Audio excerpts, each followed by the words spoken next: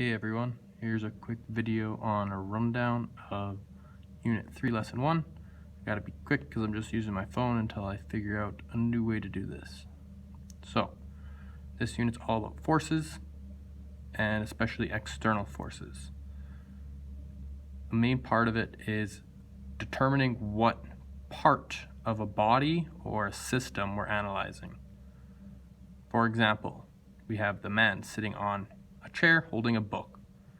There's lots of forces going on here, and it depends on which object or body we're looking at, and we're going to draw a diagram based on that, which is known as a force diagram, or more commonly as a free body diagram. This unit's really going to get into these, and you're going to get in tune with your inner creativity for sure. So a force, first of all, is anything involving a push or a pull, and we're measuring it in newtons. So, free body diagrams, we'll go over these quick with this first example. So, we have a person sitting on a chair. Here we go.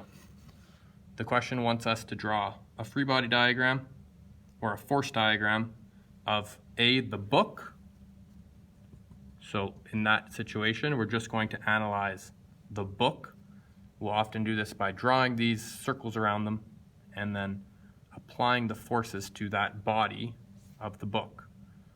So, when we're looking at this book, we're going to identify all of the external forces acting on the book.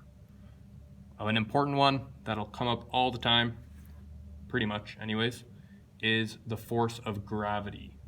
So, on this book, we have a force of gravity acting on it. This question example tells us specifically that the book weighs 20 newtons. So we can go ahead and label that. All right, now moving forward, right? This book obviously isn't falling to the ground, so there needs to be another force acting against gravity.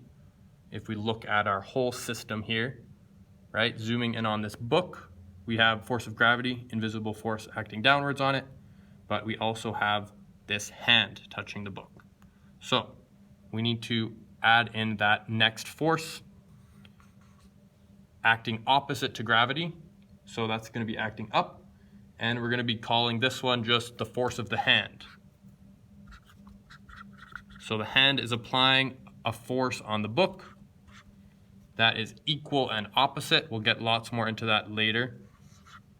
So we have 20 newtons from your hand pushing up against the book, right? And that's our full force diagram or free body diagram, for example, 1A. All right, now we have the person. We're not looking at the book anymore or the chair, but we're looking at specifically the person and all the forces that are being applied to them. So we can start with this idea of the hand, right? We know that there's a book acting on that hand. So we have a force of a book equal to 20 newtons acting on this person's hand, right? We also know from the question that this person themselves weighs a whole 600 newtons. So let's call that the force of the person. Where I'm labeling these doesn't really matter. Do what makes sense to you. The only thing that matters is the direction. So we have the force of the person, which is 600 newtons. So those are both acting down. Obviously this person isn't sinking into the ground, so there needs to be a third force acting up and against these. And there we have the force of the chair. So we have force of the chair acting upwards, and it needs to be an equal and opposite force.